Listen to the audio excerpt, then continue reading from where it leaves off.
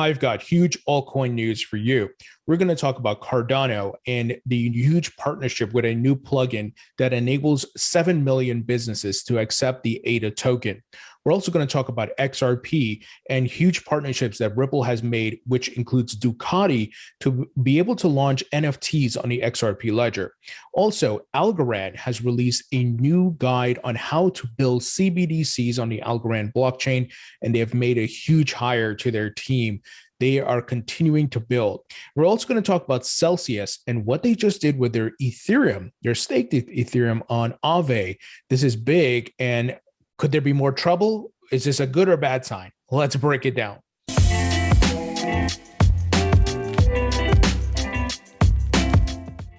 Welcome back to the Thinking Crypto podcast, your home for cryptocurrency news and interviews. If you're new here, please hit that subscribe button as well as the thumbs up button and leave a comment below. If you're listening on a podcast site, please give me a 5-star rating. Quick word from our sponsor, and that is Link2, which makes private equity investment easy. Link2 is democratizing the process of private equity investment, allowing individual accredited investors to be able to invest into crypto companies and tech companies. Previously, you had to be part of a hedge fund or some sort of VC or large investment firm. Well, now you have the opportunity to double dip just like the institutional investors. Some of the crypto companies Link2 has in their portfolio includes Ripple, BitPay, Dapper Labs, Abra, Uphold, and many more. And as I said, you can double dip. You can hold the tokens just like the institutional investors, and you can also get equity in the companies building the infrastructure of the market. So this is certainly a great opportunity. If you would like to learn more, please check out the link in the description. Now, let's talk about some capital that's pouring into the crypto market. Skybridge Capital did a great tweet today where they summarized the latest news around funding that is coming into the market. And this is very important, guys. It's important to note because this is when smart money moves. When there's blood on the streets, when valuations are low, they're buying the tokens and investing in the companies building the infrastructure. So crypto capital markets today, first up, multi-coin cap. I know some folks in the XRP community don't like those folks, but I got to report the news, guys. They've announced a new $430 million VC fund. And Imoca Brands, they have raised $75 million at a $5.9 billion valuation. Magic Eden launches a venture unit to invest in Web3 gaming. Protagonist, it looks like their Twitter handle is kind of weird, but Protagonist launches a new $100 million VC fund. And then finally, Gnosis Safe raises $100 million to build Web3 self-custody tools. So see what's happening here, my friends? The money is pouring in. It's not making the major headlines, but these guys are moving. They know it's time to buy up, get the tokens, get investments, start building when valuations are lower. So let's jump into the altcoin news. First up is XRP with Ripple. Ripple tweeted out today, we're excited to partner with Ducati Motor and NFT Pro to launch Web3 initiatives and bring Ducati NFTs to life using the XRP ledger. This is a big partnership, guys. Ducati, many of you may know them. They're the motor holding company, and they make some great motorcycles and other things. So huge partnership here. And they did a full press release on Ducati's website talking about their move to Web3 and how they're going to be deploying using Ripple, the leading blockchain partner, providing technical support on the ultra-fast, low-cost, and carbon-neutral XRP ledger blockchain. So huge adoption here. And also Ripple, they tweeted out, I think it was a day or two ago, we're excited to partner with Cross Tower NFT Pro platform and integrate this NFT marketplace with the XRP ledger, building Web3 in India and around the world. So Ripple is making a big move to have more adoption of the XRP ledger with NFTs and other tokenization.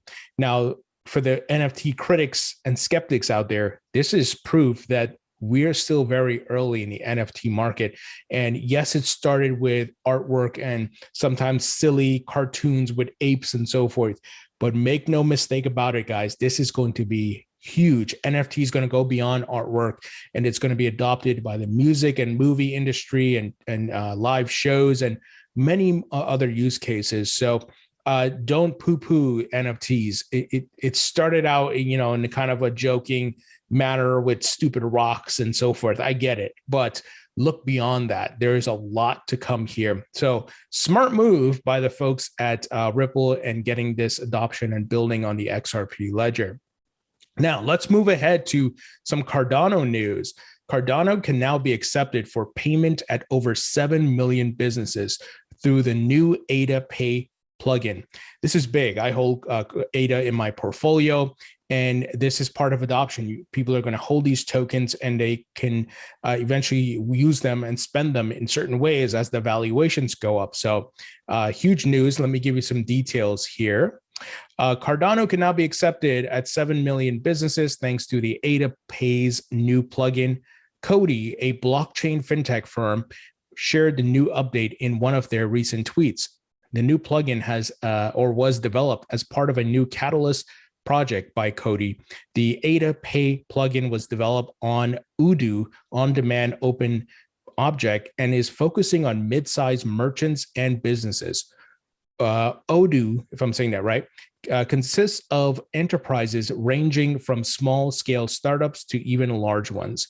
So this is a big adoption news here, my friends, and it's great to see these on and off ramps being built for businesses so they can accept crypto and people are going to be able to transact with it. I know some folks are going to, be a bit skeptical and say, hey, well, I don't know if I'm going to use my crypto to buy and sell things. Well, maybe not right now, right? And certainly there are people who do. So don't get me wrong. There's people who use XRP, ADA, Bitcoin, whatever it is. And we haven't hit that full mainstream adoption where a lot of people are transacting with these coins, but they will eventually, especially as the valuations go up, and you'll be using decimal points, right? 0.03 ADA token, right? For paying for things as the values go up. So that's what you got to think, and how this economy is going to grow, and more people are going to adopt the tokens, and businesses are going to accept them. So this is very bullish. Now, let's talk about Algorand. I also hold the Algo token in my portfolio. One of the things I've been covering for years is that Algorand is one of the top blockchains out there. They have been endorsed by the World Economic Forum. They have different people building their central bank digital currencies on the Algorand blockchain. So they tweeted out today, the Algorand research team issuing central bank digital currency using Algorand, a new report capturing insights from more than a year of continued research into how CBDCs are unfolding at central banks around the world. So I've interviewed Sean Ford of Algorand multiple times, and he's talked about, they are in contact with different central banks looking to build on the Algo blockchain.